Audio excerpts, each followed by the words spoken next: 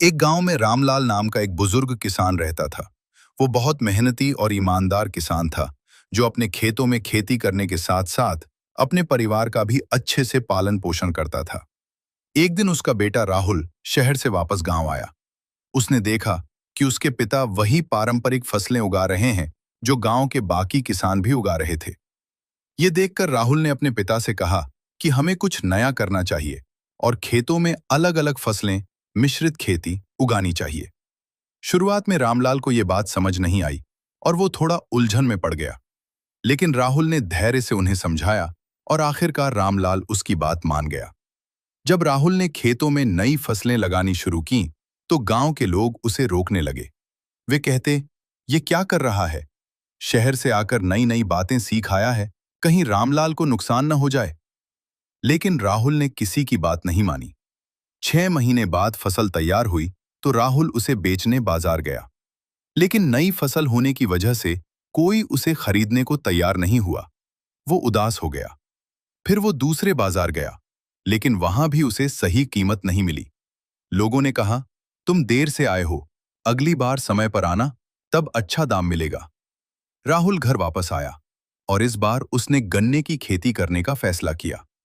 समय बीतता गया और उसने दोबारा मेहनत शुरू की। गांव के लोग फिर से उसका मजाक उड़ाने लगे और रामलाल से कहने लगे, अपने बेटे को रोको, वरना इस बार बहुत बड़ा नुकसान होगा। रामलाल चिंतित हुआ और अपने बेटे से बात करने गया।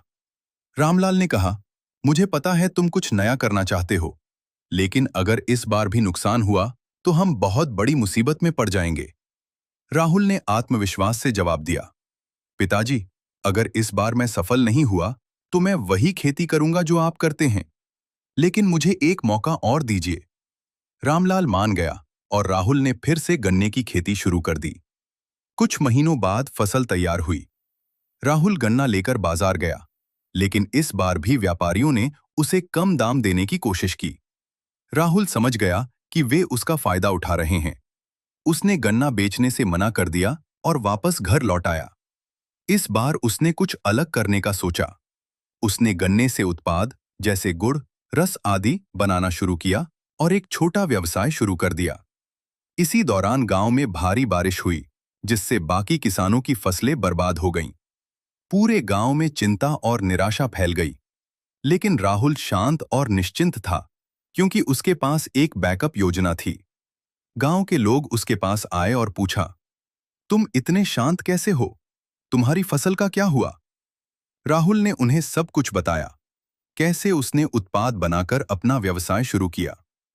ये सुनकर सभी किसान हैरान रह गए। उन्होंने अपनी गलती मानी और राहुल से माफी मांगी। उन्होंने कहा, तुम सही थे, अगर हम कुछ नया करेंगे तो हम आगे बढ़ सकते हैं। उस दिन के बाद गांव के सभी किसानों ने मिश्रित खेती शुरू की और साथ ही अपनी फसलों से उत्पाद बनाना भी सीखा।